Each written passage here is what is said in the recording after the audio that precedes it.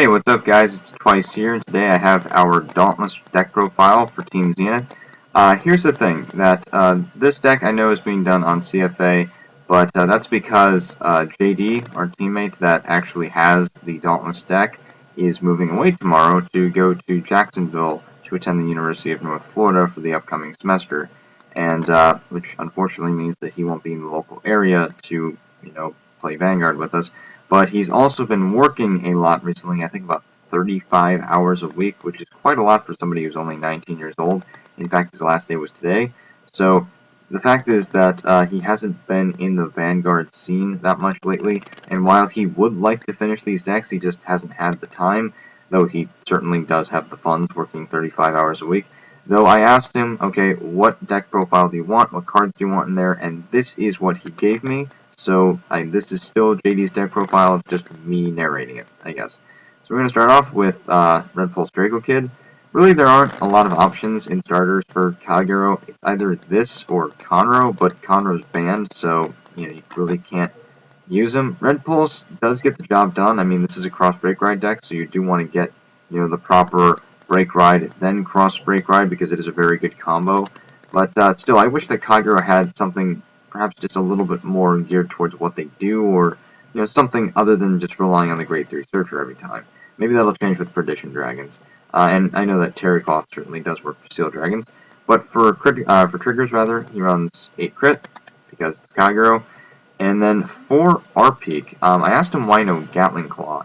He told me that while he did like Gatling Claw, he was using up a Counterblast, and he could just retire the starters with Dauntless Reverse.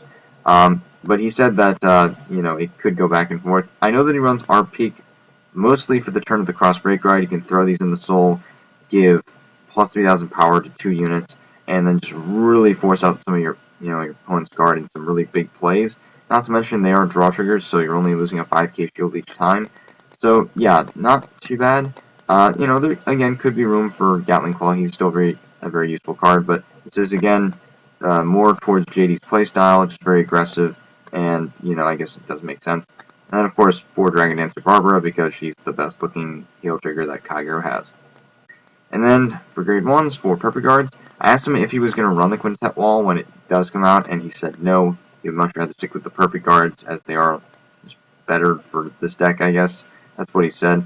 Doesn't really change how the deck plays, though, much.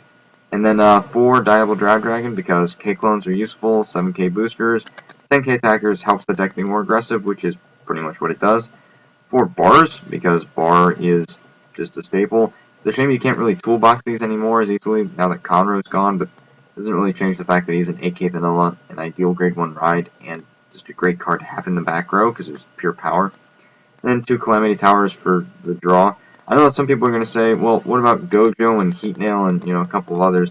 I asked him the same thing. He said that while Gojo is good, and especially in combo with the lock, that he doesn't like the constant drop and draw or something to that effect. The thing that I really see is that Dauntless doesn't have a card like Alwayn for Jewel Knights, in that you can't put other Dauntlesses from the drop zone to the bottom to give power to another Dauntless on the field. And so cards like these, the drop and draws, to me just aren't as useful as in a deck where you can make better use of the drop zone. It's good to fix your hand, yes, and of course a rested card is perfect lock fodder, but in any case, it is, again, still his deck.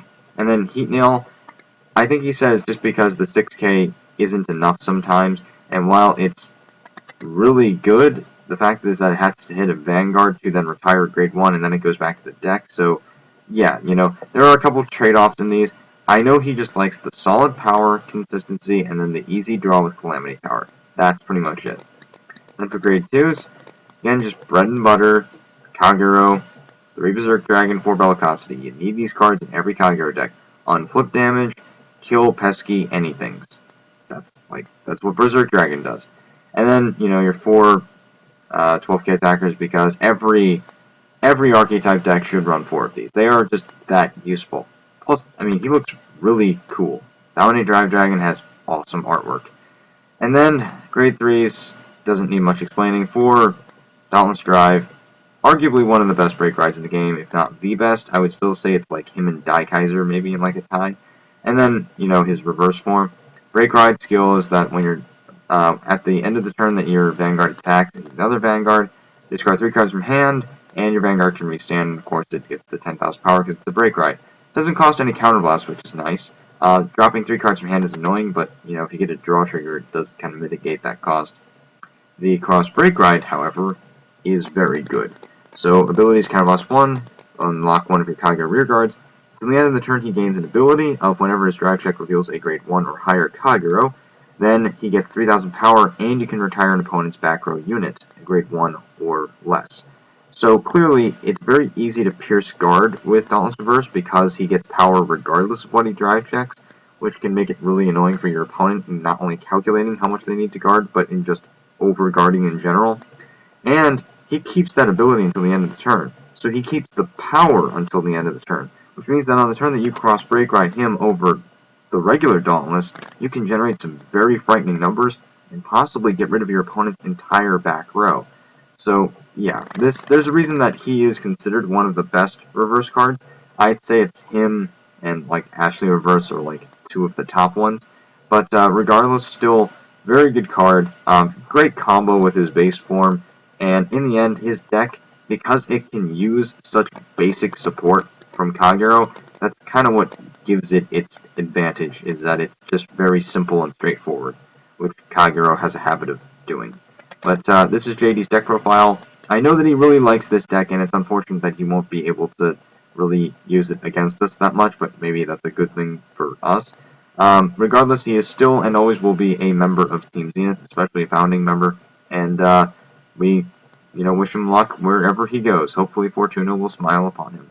But yeah, so thank you guys for watching. Thank you for all the support you've given to Team Zenith thus far. We really do appreciate it. And remember to always have a great day and keep card fighting. We will see you next time. Goodbye.